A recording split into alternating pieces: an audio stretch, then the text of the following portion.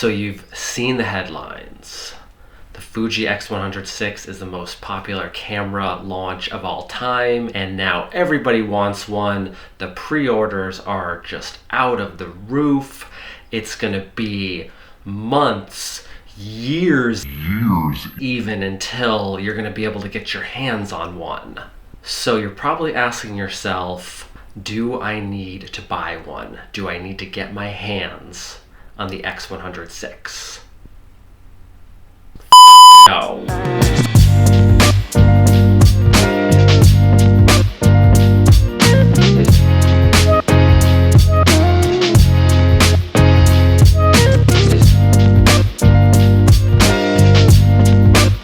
Alright, so let's preface things here, guys. For all of the Fuji bros out there who might think that I'm hating on the X100VI or Fuji, hold up. I'm one of you guys, okay? I own multiple Fuji cameras. I absolutely love Fuji. Go watch some of the other videos on this channel. Oh, and if you are wondering, yes, the title of this video is a bit clickbaity, but I would be stupid to not take advantage of the hype around the X100VI, and anybody with any sense for marketing would take advantage of this situation too. I mean, come on, right guys? And also, I pre-ordered the X100VI on the day of launch in the morning, not right after the announcement. So the time that I'm looking at until I'm gonna get my copy is, I have no frickin' idea. And nobody does either. B&H, where I ordered mine from, has no information for me, and I'm honestly kind of tired of pestering them. I'm sure they're tired of me pestering them. So I'm just gonna wait it out. But the truth of the matter for me is that the X100VI is just like a fun kind of toy for me. So I'm a camera nerd. I don't need the X100VI. The only reason I pre-ordered one is because I know that I'm gonna love using it. I played around with the X100V. It is a really fun point and shoot camera. The experience of using it is great. And I'm not gonna really focus on that so much in this video because everyone knows that the experience of using it is going to be really, really fun. I am in a fortunate position where I have some disposable income, and being a camera nerd, I have some cameras that are really just for fun, for collecting, that I use to simply enjoy them. You know, I don't necessarily use them for my work. But I know a lot of you guys out there are not in that position necessarily, and you know, you're really cautious of your budget and the kind of gear that you purchase, which is honestly smart and something you should do. So you're wondering, you know, should I either wait for my X100VI if I already pre-ordered it, like myself, maybe on the day of launch and you're still waiting for it? Should I cancel my order or not? Well, in this video, I want to clear up any questions like that and give you the definitive reasoning behind why I do not think it's necessary to hold out and wait for this camera to get into your hands. Now, if you do, of course, you're gonna love it. You're gonna have a great time working with a camera of that sort of form factor that Fuji created, the optical viewfinder system that's in it. You know, like when you use the eyepiece, you get such a beautiful view of the world, and it really does inspire you to want to take photographs. And also having a fixed lens is nice. You don't have to think about, you know, which lens, what zoom level, so on. You know, it's there, and you figure out ways to creatively work within the constraints of being a single fixed focal length. And on top of that, the built-in ND filter, and now in-body image stabilization, which is something that like large cinema cameras don't even have, is pretty cool.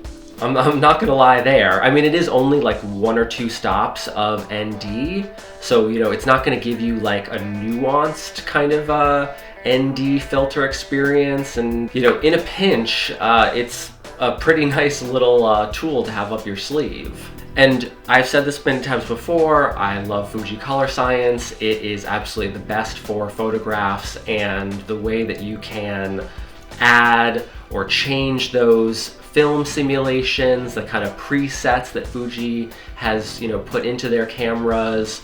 You can use the Fuji recipes that you find online to create different looks based on the film simulation presets. So you're gonna have all that in the X100VI. Phil from the future here. As I'm going through the edit, I realized that I forgot to record a transitionary statement. So why don't we do that? Here are 3 alternative options to the X100VI. Bear in mind that these are all interchangeable lens cameras, but if you get a 35mm or equivalent lens and put it onto them and just never take it off, then you're basically going to simulate the fixed lens experience of the X100VI. Alright, let's check them out. Here I've got the Fuji X-H2. Now what's interesting is that the X100VI and the X-H2 have the same sensor. It's about an 8K sensor, but they have different processors. So the X-H2 is going to be able to handle a lot more than the X100VI can. It's much beefier.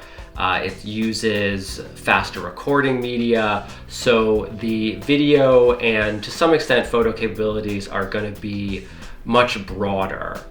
The X100VI does shoot 6K video, which is kind of incredible for a point-and-shoot camera, but it is further cropped in on an already cropped sensor. And then also you've got the X-H2S. This camera has even more interesting and broad video specs than the X-H2. So if you need more of a video-centric or a truly hybrid photo video camera, the X-H2 or the 2S is the direction you're going to want to go. The X100VI is not what I would call a reliable video camera for narrative work and really run and gun work, even though it does have the in-body image stabilization. It's apparently got really bad rolling shutter, so if you need to work with fast-moving subjects, you're just not going to want those jello-y looking artifacts in your image. Or third option here, I've got the Sigma FP, love this little guy, and I've got the 35mm Sigma F2 lens on here. I've spoken and made videos about the FP. It's a great little camera that has similar kind of a feel and kind of similar, like in terms of the colors, the color science, working with the color presets. They're not, super over the top. In some cases, they're much more subtle, like Fuji film simulations. So you slap that 35mm lens on there, and this is a full frame sensor, and you're gonna get absolutely beautiful photos, and it's gonna be a snappy, almost like fixed lens type of experience. It doesn't have a EVF or optical viewfinder. You have to get the separate attachment, which is kind of a pain. So, there's pros and cons for sure, but at the end of the day, it's really the image that you get out of the camera that matters the most, and the experience of using it, right? So any of these 3 cameras are going to give you a great experience. And the last thing that I'll say here too is that the X100V, the previous model, is now in stock. And while it is like a little bit overpriced to what its MSRP is, if you're really itching for a point and shoot style camera that has a lot of the same features, the color science is going to be basically the same. The X100VI only has a few additional film simulations compared to the X100V. So you could go and pick one of those up and have it in your hands within a few days. There's a lot of options out there, guys. Don't let creativity wait. Don't let yourself be held back waiting for the tool that's going to allow you to create some beautiful images. There's plenty of other tools out there that are going to have a similar experience and allow you to create similarly beautiful images. So get out there, pick up one of these other cameras if you don't have the patience to wait for the X100VI. You will not be disappointed. Consider subscribing to the channel. Supporting me really helps the channel grow. All right, I will see you in the next video.